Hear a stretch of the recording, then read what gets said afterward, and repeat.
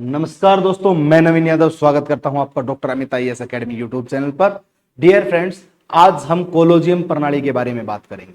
Colosseum प्रणाली जो न्यायिक नियुक्तियों से संबंधित है, आखिर ये कैसे काम करती है, इस पर हम चर्चा करेंगे। ये क्यों चर्चा में है और क्या इसका कारण है, सारे सवालों के जवाब हमें ढूंढने हैं।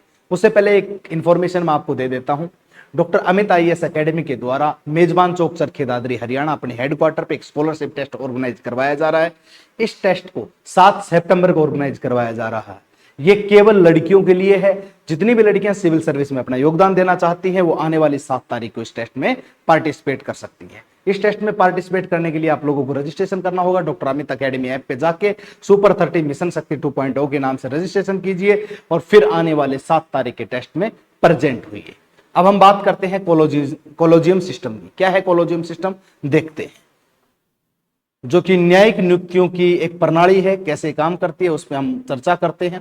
भारत के सर्वोच्च न्यायालय ने कोलोजियम प्रणाली द्वारा अनुशंसित 2 नए न्यायाधीशों की नियुक्ति के साथ 34 न्यायाधीशों की अपनी पूर्ण स्वीकृत शक्ति को प्राप्त कर लिया है। कोलोजियम प्रणाली क्या है, इसका अगर मैं परिचय दूं तो यह भारत की न्यायिक व्यवस्था है, जुडिशरी अरेंजमेंट है, जिसके माध्यम से सर्वोच्च न्यायालय और उच्च न्यायालय में न्यायाधीशों की नियुक्ति स्थानांतरण किया जाता है। यह प्रत्येक संविधान में उल्लेखित प्रावधान नहीं है। यह हमारे जो संविधान, प्रत्येक संविधान है जो लिखा गया है, उसमें उल्लेखित प्रावधान नहीं है, बल्कि सर्वोच्च न्यायालय के ऐतिहासिक निर्णयों, विशेष रूप से तृतीय न्यायाधीश मामले में विकसित हुआ है। तृतीय न्यायाधीश मामला कब आया है, उस पर भी हम चर्चा करेंगे।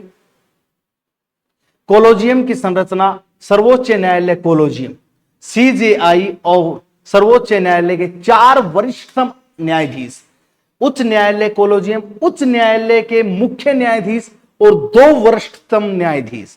सरकार की भूमिका, सरकार आपत्तियां दर्ज करा सकती है, लेकिन यदि कोलोजियम अपनी अनुशंसा दोहराता है तो नियुक्तियां बाध्यकारी होती है।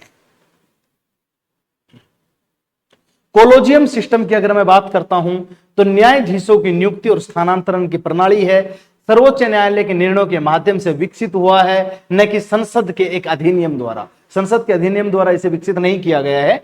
अनुच्छेद 124 और 217, सर्वोच्च न्यायालय 124 के तहत और उच्च न्यायालय 217 के तहत न्यायाधीशों की नियुक्ति, राष्ट्रपति जो हैं वो सर्वोच्च न्यायालय, उच्च न्यायालयों के ऐसे न्यायाधीशों से परामर्श करने के बाद नियुक्तियां करता है जैसा कि वह आवश्यक समझे। लेकिन संविधान इन नियुक्तियों को करने के लिए कोई प्रक्रिया निर्धारित नहीं करता है। प्रथम न्यायाधीश मामला क्या है, जो 1981 में आया था। इसने निर्धारित किया कि न्यायिक नियुक्तियों और तबादलों पर भारत के मुख्य न्यायाधीश सीजेआई के सुझाव की प्रधानता को ठोस कारणों के चलते अस्वीकार किया जा सकता है। इस निर्णय ने अगले 12 वर्षों के लिए न्यायिक नियुक्तियों में न्यायपालिका पर कार्यपालिका की प्रधानता स्थापित कर दी। यानी कि जो कार्यपालिका एग्जीक्यूटिव है उसकी जुडिशरी पर प्रधानता हो गई थी कुछ 12 वर्षों के लिए। दूसरा न्यायाधीश मामला आया 1993 में। सर्वोच्च न्यायालय ने स्पष्ट करते हुए कहा कि कोलोजियम प्रणाली की शुरुआत की परामर्श का अर्थ वास्तव में सहमति है। इस मामले में सर्वोच्च न्यायालय ने आगे कहा कि यह सीजेआई की व्यक्तिगत राय नहीं होगी। जो सीजेआई है, चीफ जस्टिस ऑफ इंडिया है, उसकी कोई पर्सनली राय नहीं होगी, एडवाइस नहीं होगी, बल्कि सर्वोच्च न्यायालय के 2 वरिष्ठतम न्यायाधीशों के परामर्श से ली गई एक संस्थागत राय होगी। यानी कि इसमें 2 वरिष्ठतम न्यायाधीशों की भी एडवाइस शामिल होगी, तभी यह प्रक्रिया आगे लागू की जाएगी। फिर तीसरा न्यायाधीश मामला आया 1998 में। राष्ट्रपति द्वारा जारी एक प्रेसिडेंशियल रेफरेंस में अनुच्छेद 143 के बाद सर्वोच्च न्यायालय ने 5 संसदीय निकाय के रूप में कोलोजियम का विस्तार किया। कोलोजियम एक 5 संसदीय निकाय का एक रूप है, जिसमें सीजेआई और उसके 4 वरिष्ठतम सहयोगी होंगे, जिसमें एक सीजेआई होगा और 4 वरिष्ठतम न्यायाधीश होंगे। यह कोलोजियम प्रणाली को बदलने का एक प्रयास था। इसने न्यायाधीशों की नियुक्ति के लिए आयोग द्वारा पालन की जाने वाली प्रक्रिया निर्धारित की। एनजेएसी की स्थापना 99वें संविधान संशोधन अधिनियम 2014 के द्वारा की गई, लेकिन एनजेएसी अधिनियम को असंवैधानिक करार कर दिया गया। और न्यायपालिका की स्वतंत्रता को प्रभावित करने का हवाला देते हुए इसे रद्द कर दिया गया। अपारदर्शिता, भाई भतीजावाद की गुंजाइश नहीं होगी, कार्यपालिका का बहिष्करण नहीं होगा, नियुक्ति की कोई पूर्व निर्धारित प्रक्रिया नहीं होगी। यानी कि टोटली इसमें उन सभी चीजों पर प्रतिबंध लगाने की बात कही गई जो नेपोटिज्म को बढ़ावा देती हैं या किसी प्रकार से उस चीजों को बहिष्कृत करती हैं। ये कहते हैं कि जो सीजीआई होगा उसके अलावा अन्य मुख्य वरिष्ठतम न्यायाधीशों की भी सलाह ली जानी चाहिए ताकि ये पारदर्शिता बनी रहे। इसमें पहले अपारदर्शिता दिखाई जाती थी। उसके बाद अगर मैं बात करूं तो नियुक्ति की कोलोजियम प्रणाली के पक्ष और विपक्ष में तर्क क्या है, तो पक्ष में तर्क है शक्तियों का पृथक्करण। यह न्यायपालिका को कार्यपालिका और विधायिका से स्वतंत्र बनाए रखता है। न्यायाधीश बिना भय, दबाव या हस्तक्षेप के अपने कर्तव्यों का पालन करता है, जिससे शक्तियों के पृथक्करण अनुच्छेद 50 के सिद्धांत की रक्षा होती है। न्यायिक अखंडता का संरक्षण, वरिष्ठ न्यायाधीश संभावित न्यायाधीशों की विधिक दक्षता, ईमानदारी और उपयुक्तता का आकलन करने की सबसे अच्छी स्थिति में होते हैं। न्यायाधीशों द्वारा न्यायाधीशों का चयन करना न्यायपालिका को एक संस्था के रूप में उसकी सीमा और स्वायत्तता बनाए रखने में सहायता प्रदान करना। कोलोजियम प्रणाली नियुक्तियों में भ्रष्टाचार के जोखिम को कम करती है, यानी कि करप्शन के मामले को भी कम करने का काम करती है। तो कोलोजियम प्रणाली बहुत अहम भूमिका निभाती है इस चीज में। विपक्ष में तर्क, पारदर्शिता का अभाव, यह प्रणाली मुख्यतः गोपनीय तरीके से कार्य करती है और इसमें कोई प्रकाशित प्रक्रिया या वस्तुनिष्ठ मापदंड नहीं है। इसमें पारदर्शिता का अभाव बताया गया है। भाई भतीजावाद और पक्षपात को बढ़ावा मिल सकता है, यानी कि कहते हैं कि अपारदर्शिता है, इसमें नेपोटिज्म को बढ़ावा मिल सकता है, जिसे प्राय अंकल जज सिंड्रोम कहा जा सकता है। एक नेपोटिज्म को अंकल जज सिंड्रोम का नाम दिया गया है। शक्ति का दुरुपयोग, कोलोजियम प्रणाली कुछ न्यायाधीशों के हाथों में शक्ति का केंद्रीकरण कर देती है, सेंट्रलाइजेशन कर देती है, जिससे न्यायिक नियुक्तियों में अनियंत्रित अधिकार को लेकर चिंता बढ़ती है। समुदायों का अपमान, प्रतिनिधित्व, आंकड़ों से न्यायिक नियुक्तियों के महत्व में असमानता का पता चलता है, जिससे 79% उच्चतम न्यायालय या उच्च न्यायालय के न्यायाधीश 2018-2022 उच्च जाति की पृष्ठभूमि से है, यानी कि उनकी अपर कास्ट बताई गई है, जबकि हाशिए पर रहने वाले समुदायों का प्रतिनिधित्व कम है। सर्वोच्च न्यायालय में महिलाओं की संख्या केवल 4% है।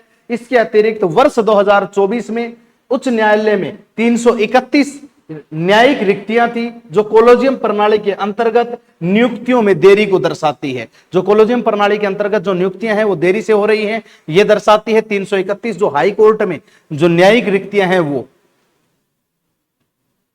राष्ट्रीय न्यायिक नियुक्ति आयोग क्या कहता है, एनजेएसी, ये कहता है कि यह भारत में प्रस्तावित एक संवैधानिक निकाय था जिसे 99वें संविधान संशोधन अधिनियम 2014 के तहत स्थापित किया गया था। इसका उद्देश्य कोलोजियम प्रणाली को प्रतिस्थापित करके एक अधिक पारदर्शी और योग्यता आधारित प्रक्रिया लाना था।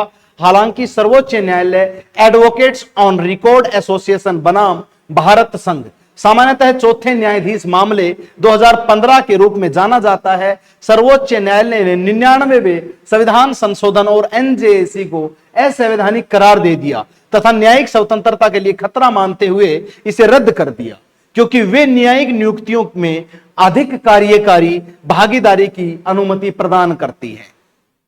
तो ये थी हमारी कोलोजियम प्रणाली की कहानी। हम भारतीय न्याय प्रणाली का समर्थन करते हैं और भारतीय न्यायिक प्रक्रिया को पूर्ण रूप से प्रणाम करते हैं, नमन करते हैं। क्यों? क्योंकि वो भारत देश को एक अखंडता के रास्ते पे, इंटीग्रिटी के रास्ते पर आगे बढ़ाती है। हाई कोर्ट, सुप्रीम कोर्ट, सर्वोच्च न्यायालय और उच्च न्यायालय को हम न्याय का मंदिर मानते हैं। सिविल कोर्ट से लेकर के सुप्रीम कोर्ट तक की कहानी एक न्याय का मंदिर है और वही प्रणाली यदि अपारदर्शिता में आती है तो यह संकोच की बात हो जाती है और चिंता का विषय हो जाता है। इसलिए यह पारदर्शिता जरूर होनी चाहिए कि भारत में एक न्याय प्रक्रिया बहुत ही मजबूत हो और बिल्कुल पारदर्शी हो, ताकि भारत के हर नागरिक को न्याय के मंदिर पर और न्याय के देवता पर विश्वास रहे कि हां, हमें हमारे देश में न्याय अवश्य मिलता है। किसी भी प्रकार का यदि हमारे साथ कोई हादसा होता है, घटना होती है, तो हमें जरूर न्याय मिलता है। ये न्यायिक प्रक्रिया पर इतना भरोसा रखना चाहिए और इस न्यायिक प्रक्रिया में पारदर्शिता बनी रहनी चाहिए। तो ये थी कोलोजियम प्रणाली की कहानी जो न्यायिक नियुक्तियों से संबंधित है। ये न्यायिक नियुक्तियों पर एक चर्चा करती है, जो राष्ट्रपति के द्वारा न्यायाधीशों की नियुक्ति की जाती है और उसके बाद अन्य न्यायाधीशों की नियुक्ति सीजीआई की परामर्श से की जाती है। ये कहानी थी भारत के कोलोजियम सिस्टम की। इसी प्रकार की खबरें, इसी प्रकार की जानकारी जानने के लिए आप हमारे चैनल से जुड़े रहिए और चैनल को लाइक, शेयर और सब्सक्राइब जरूर कीजिए। ऐसे ही नई और करंट की खबरें मैं आपके सामने लाता रहूंगा। जय हिंद, जय भारत, थैंक यू।